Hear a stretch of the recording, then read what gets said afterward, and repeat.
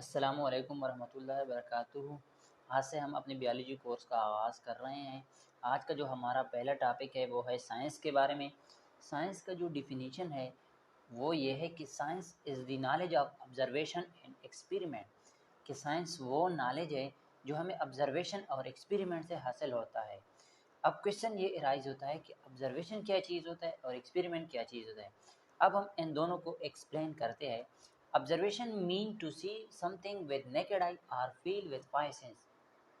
जब हम कोई चीज़ अपने आंखों से देख ले या फाइव सेंस से किसी चीज़ को फील कर ले तो इसको कहती है ऑब्जर्वेशन।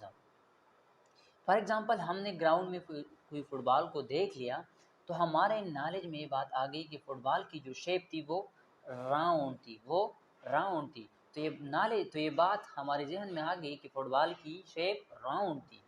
तो ये नॉलेज हमें ऑब्जर्वेशन से हासिल हुआ कि फ़ुटबॉल की शेप राउंड थी। तो जो नॉलेज ऑब्जर्वेशन से हासिल होता है उसको भी हम साइंस कहते हैं। लेकिन एक और वर्ड भी है एक्सपेरिमेंट। एक्सपेरिमेंट का मतलब है we means when something perform practically. जब हम कोई चीज़ प्रैक्टिकली परफॉर्म कर ले, लैब में कोई चीज़ परफॉर्म कर ले तो इसको हम कहते हैं एक्सपेरिमेंट। फॉर एग्ज़ाम्पल हमने शुगर को वाटर के साथ मिक्स कर दिया। जब हमने शुगर को वाटर के साथ मिक्स किया तो हमने देख लिया कि जब हम शुगर को वाटर के साथ मिक्स करते हैं तो वो पानी में डिज़ॉल्व होता है। तो ये बात हमारे नॉलेज में आ गई। प्रैक्टिकली हमारे जब हमने प्रैक्टिकली परफॉर्म किया तो हमारे नॉलेज में ये बात आ गई कि जब हम शुगर को वाटर के साथ मिक्स करता है तो वो वाटर में हल होता है। और दूसरी बात यह है कि जब हम शुगर को वाटर के साथ मिक्स करते हैं तो वो वाटर जो होता है वो स्वीट होता है। तो साइंस की मेनली 3 ब्रांचेज होती है। एक होता है बायोलॉजी, एक होता है केमिस्ट्री और एक होता है फिजिक्स।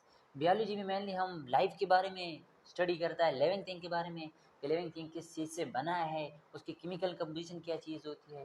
केमिस्ट्री में हम मैटर और केमिकल रिएक्शन के बारे में बात करते हैं और फिजिक्स में हम मैटर और एनर्जी के इंटर रिलेशनशिप के बारे में बात करता है कि मैटर क्या चीज़ होता है और एनर्जी में क्या चीज़ है और आपस में इंटर रिलेशनशिप क्या चीज़ होता है।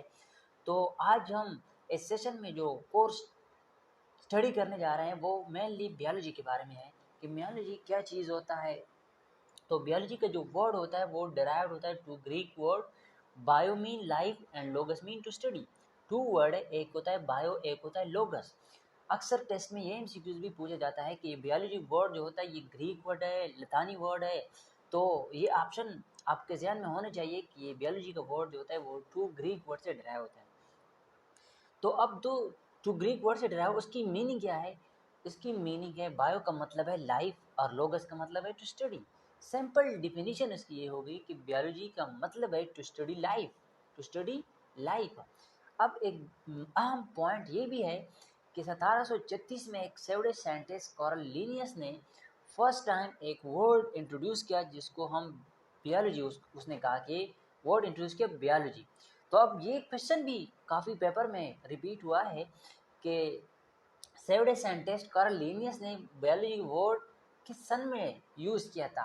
तो करेक्ट ऑप्शन उसमें होगा 1736। और ये एमसीक्यूज भी रिपीट हुआ है कि बायोलॉजी का वर्ड सबसे पहले किसने यूज़ किया है। तो वो है कार्ल लिनियस ने फर्स्ट टाइम यूज़ किया था।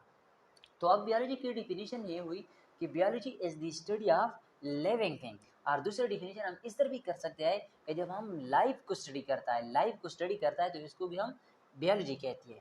अब बायोलॉजी की मेनली 3 ब्रांचेज है। एक है ज़ूलॉजी, एक है बॉटनी और एक है माइक्रोबायोलॉजी।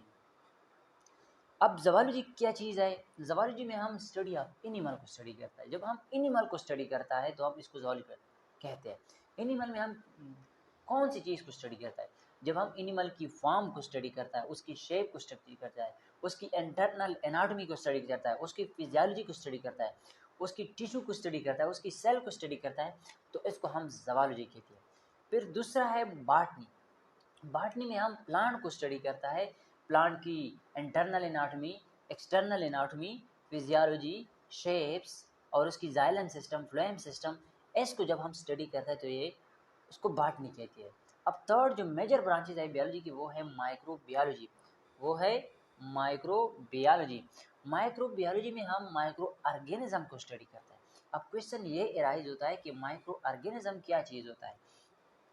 माइक्रो ऑर्गेनिज्म वो चीज़ होती है जो हमें अपने आंखों से नज़र नहीं आता, जिसको देखने के लिए हमें माइक्रोस्कोप की ज़रूरत होती है। उसमें मेनली तीन चीज़ें आती हैं, एक है वायरस, एक है बैक्टीरिया, एक है फंगस। इन तीनों माइक्रो ऑर्गेनिज्म के इंसान के लिए फ़ायदे भी है और नुकसान भी है। किस तरह? फॉर एग्जांपल बैक्टीरिया की ये फ़ायदे है कि जब हम ग्रेप से वाइन बनाते हैं, फॉर एग्जांपल ग्रेप से, अंगूर से अब जब शराब बनाते हैं तो उसकी इसमें एक बैक्टीरिया का रोल होता है। या दूसरा एग्जांपल इस तरह हम दे सकते हैं कि जब हम मिल्क से योगर्ट बनाते हैं, मीन दूध से दही बनाता है, तो उसमें भी एक बैक्टीरिया का रोल होता है। और उसके नुकसानात ये है कि ये बहुत ज़्यादा डिजीज़ काज करता है। फॉर एग्जांपल निमोनिया का जो डिजीज़ है वो एक बैक्टीरिया, ट्यूबरकुलोसिस बैक्टीरिया होता है, वो काज करता है। इस तरह वायरस भी एक बैक्टीरिया का वायरस भी डिजीज़ काजता है। इस तरह फंगस भी, फॉर एग्जांपल गन्ने में सुर्ख नज़र आ रहे हैं, वो रस्ट एंड स्मॉट दो फंगस होते हैं, वो रस्ट एंड स्मॉट जिसको हम कहते हैं, वो भी फंगस काज करता है। इस तरह वायरस, बैक्टीरिया, फंगस की फ़ायदे कम है, नुकसानात बहुत ज़्यादा है। जब हम इन चीज़ों की स्टडी करता है, उसकी इफ़ेक्ट को स्टडी करता है कि वायरस किस तरह डिजीज़ काज करता है, किस तरह कभी-कभी वो इनएक्टिव होता है, कभी-कभी होस्ट के अंदर एक्टिव होता है, होस्ट से बाहर वो इनएक्टिव होता है। जब हम ये चीज़ें स्टडी करते हैं तो इसको हम माइक्रोबायोलॉजी कहते हैं। अब जो इम्पॉर्टेंट 2 एमसीक्यूज़ इस कोर्स से प्रीवियस पेपर में आए हैं, वो ये है कि the biology word was first used by, biology word सबसे पहले किसने यूज़ किया था? एरिस्टोटल ने यूज़ किया था, कार्ल लिनियस ने यूज़ किया था, रॉबर्ट ब्राउन ने यूज़ किया था, या रॉबर्ट हुक ने? तो उसका करेक्ट आंसर जो होता है वो है कार्ल लिनियस ने यूज़ किया था। सेकंड एमसीक्यू ये है कि virus belong to which branch of biology, कि वायरस जो होता है वो बायोलॉजी की किस ब्रांच से ताल्लुक़ रखता है? एक है पैलोजोलॉजी, एक है मॉर्फोलॉजी, एक है सेल बायोलॉजी, एक है माइक्रोबायोलॉजी। तो वो माइक्रोबायोलॉजी से ताल्लुक़ रखता है।